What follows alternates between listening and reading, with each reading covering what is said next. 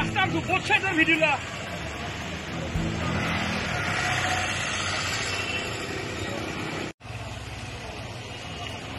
Video মই কেইটামান এটা নম্বৰ দি দিছোঁ এতিয়ালৈকে আমাক পুলিচে ক'লে যে ৰাস্তাৰ মানে ৰাস্তাৰ ওচৰতে এটা গুন্দিৰ দোকানৰ পিছ পালোঁ তাতে কিবা এটা ইনপুট আছে মই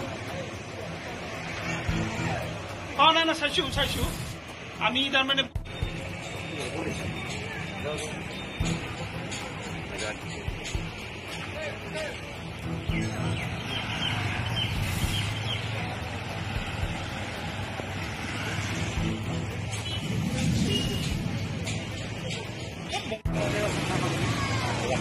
হেৰি কৰিছে তাতে লোকেশ্যনটো পুৰাই কৰি দিছে ক'ত আছে হেৰি দিছে আপোনাৰ এছ বি আইৰ হেৰি কৰাই দিব এছ বি আইৰ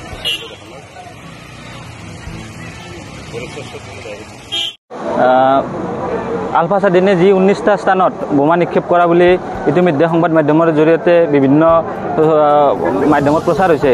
তাৰ মাজতে আমাৰ তামুলপুৰ জিলাৰ গড়েশ্বৰ চকতো এটা বোমা সংস্থাপন কৰা বুলি ইতিমধ্যে জনাইছে। তাৰ বাবে ইয়াৰ আৰক্ষী প্ৰশাসনে সষ্টম হৈ আছে আৰু বোমা নিষ্ক্ৰিয় দল ইতিমধ্যে আমাৰ ইয়াত আহি পাইছে আৰু আহি বিভিন্ন পৰীক্ষা নিৰীক্ষা কৰি আছে। যদিও বৰ্তমানলৈ বোমাটো উদ্ধাৰ হোৱা নাই, তথাপিও তেখেতসকলে চেষ্টা কৰি আছে। যদি সঁচাকৈ বোমা ইয়াত আছে তেতিয়াহ'লে কিছু সময়ৰ ভিতৰতে হয়তো আমি পাম। আৰু ইয়াৰ যোগেদি আমি মুখ্যমন্ত্ৰী মহোদয়ক এটা আহ্বান জনাওঁ, যিটো নিষিদ্ধ ঘোষণা কৰা হৈছে যিটো সংগঠন, সেই সংগঠনে কেনেকৈ ইমান দপদপনি কৰিব পাৰে।